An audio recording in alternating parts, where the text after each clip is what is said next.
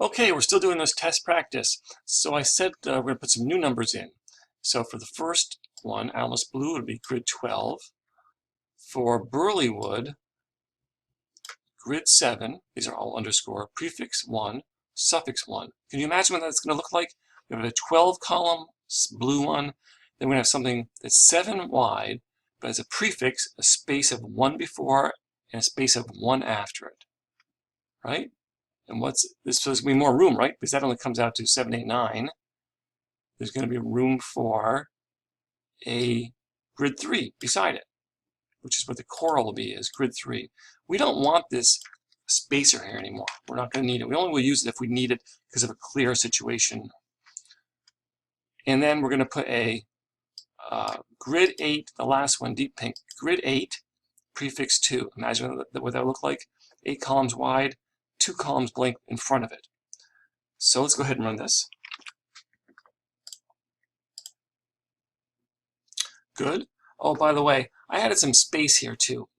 Sorry, I didn't want that. I didn't mean that to show up quite yet. I also went into the style CSS.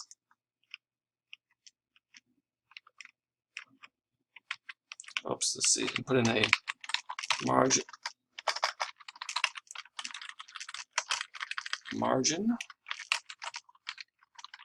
top 20px. So that's why each of these, that's applied to all 1, 2, 3, all of these divs that we have. Here's some other basic stuff that's in that little file here, right? That's why each of these when I ran it has a little white 20 pixels, and 20 pixels makes sense because the 20 pixels that go to other places. Spacer there already. That's actually just margin happening. Okay, only a little bit more on this file. Let's do a push and pull on the middle two. We're going to make them overlap a little bit. We're going to push 3 and pull 3. What is push and pull? You can imagine it's pushing is pushing one over and pulling is pulling one this way. Push to the right, pull to the left. It's a way to change the order of things, or make things overlap for that matter. We're back in the HTML, right? And we're going to go to the second one. We'll leave it a grid 8, I guess. But instead of a prefix, we'll make it a push 3. And that was on, oops, sorry, I didn't want on that one. Let's back up there. I wanted the second and the third. On this one, the grid 7, we'll make this a. You can play with these numbers as much as you want. Push 3, and then we're going to do a pull 3 on this one. Grid 3, pull 3. Let's save that and run it. So what's happened is we pushed this Burleywood one over 3, and we pulled the coral back 3, and we made them overlap. So that's one way to make things overlap. And then let's put in some of the real numbers that we'd really do to, essentially we're changing the order. Till now, all these divs have appeared in the order that they're appearing in HTML. This is essentially using negative margins, and it's a way to pull things out of that order. So we're going to push and pull. We're going to change it to a grid 7 push 5. And you'll look at these numbers and you'll see how they really will work. And this is going to be a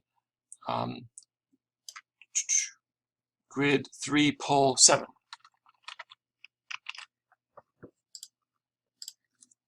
And that's how we change the order of these things. Remember how from what they had been before, right? Into there. Okay, that's the basics of this little practice file. We're going to continue with the real assignment now.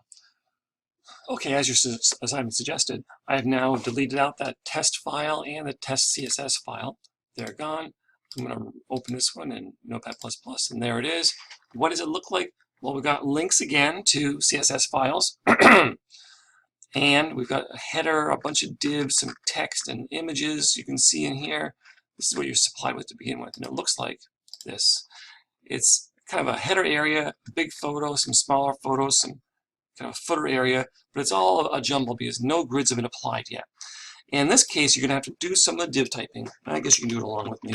Remember, when you start typing divs, you can make mistakes, and that would be bad.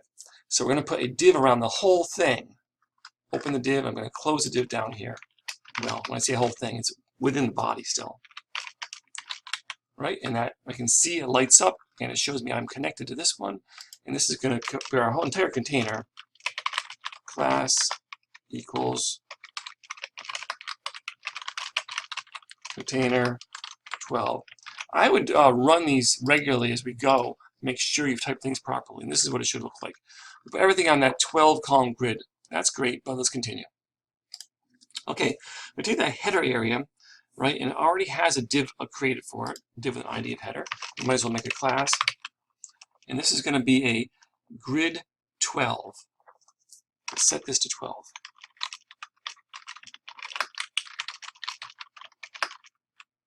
And you'll remember that doesn't do too much by itself.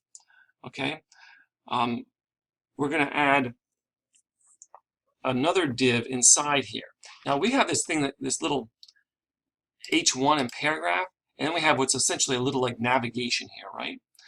These are going to be sub divs, and it's like we're going inside another, inside of something that already has a grid applied to it. All right. And what that means is that that's when we have to start using the alpha and omega classes. Alpha means this is the first grid inside a grid. All of a sudden, a grid inside a grid, you've got to rearrange the gutters and so on. So that's how we take care of that, alphas and omegas. This will maybe make a little more sense. I'll just run this first to see. So nothing much happened here, right? This is just on its own. What we're going to do is going to take this stuff and stick it over here, but we have to make a grid within a grid. Okay, and the way we're going to do this is we're going to make a div. Oops. I'm going to open a div here, and I'm going to close the div right after the paragraph. Good. And the same thing on this one. Open a div, div, and close the div. I like writing my open and closes right away so I can hook them up and make sure that they're there where they're supposed to be. In the case of the Northern Light, this little header area, we're going to give it a grid 5 alpha. Class equals 5 alpha. It's the first of them. If we had more, they'd go in here, and then we have the omega afterwards. We only have one, we only have 2 within this little grid area, so we have an alpha and omega. And so our next one is going to be a grid 1 prefix 5 omega. This will make more sense when you see it.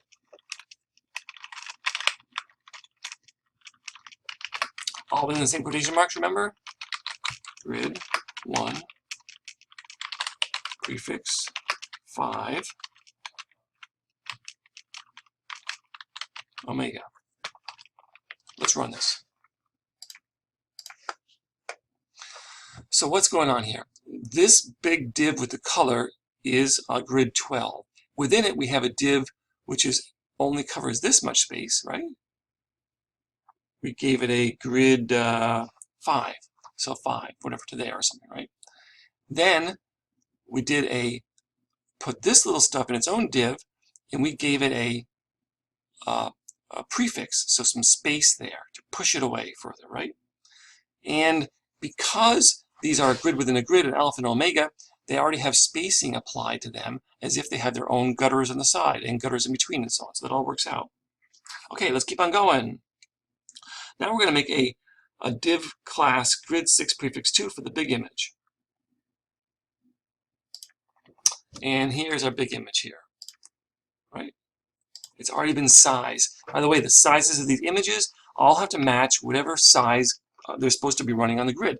And you can find that out just when you look at that big demo of the grid sizes back on the website, remember? Okay.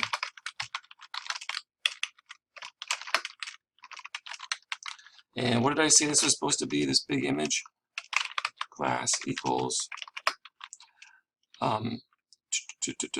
grid 6 prefix 2.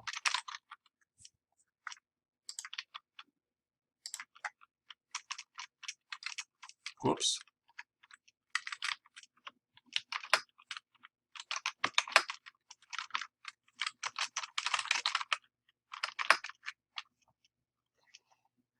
Okay, let's go ahead and run that.